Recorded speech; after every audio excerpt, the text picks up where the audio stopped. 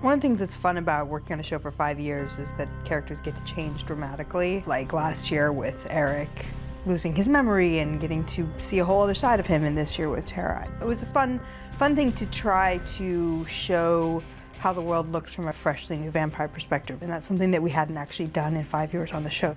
I think it's exciting. I think it opens a lot of doors for the character. I think Retina's doing a really great job. She very much came in fully knowing what she was doing and choices she had made, and you know, we dealt more with the physicality of what it meant for her. Performance-wise, the voice has changed, the walk has changed. There's some subtleties I think that she's playing that are really cool. Tara, you don't want to talk to me. You need to talk to someone. No!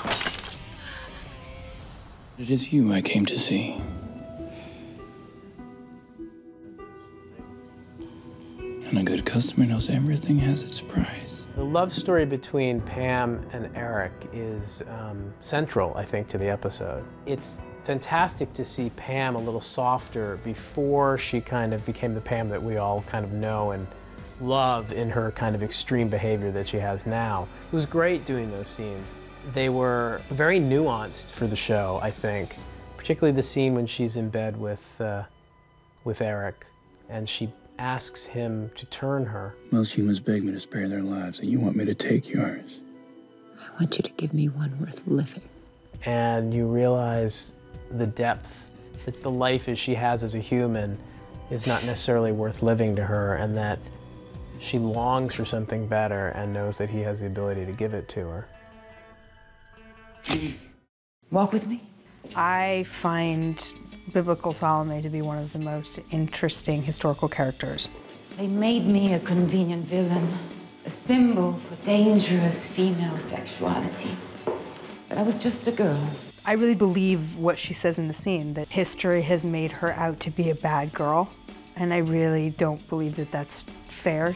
She was a teenage girl who was exposed to some really crazy politics. Your heart, you still let it rule you. A rare quality amongst our kind. I think it's an important scene going forward because I think it explains a lot of how Salome feels about human beings, and it informs a lot of her decisions in terms of the politics that we're going to see her involved in. You steal it? Jason Stackhouse. It's an amazing piece of backstory for his character. I mean, what's been kind of enjoyable through all these seasons is the kind of not so bright, sex-crazed guy that he is, and that he is somebody who uses sex for almost just about everything. And in this episode, it kind of takes a darker turn. You taught me how to do the only thing I have been great at. Jason, no. I think Jason is more than a joke. I think what happened to Jason as a young man, part of him was really deeply disturbed and damaged by this, and I think we've been watching that again for 5 years. I appreciate the more dimensionality that each of these characters reveals to us. We've always been able to kind of root for them or not root for them, but to understand them is kind of a very, very important part of, I think, this particular episode.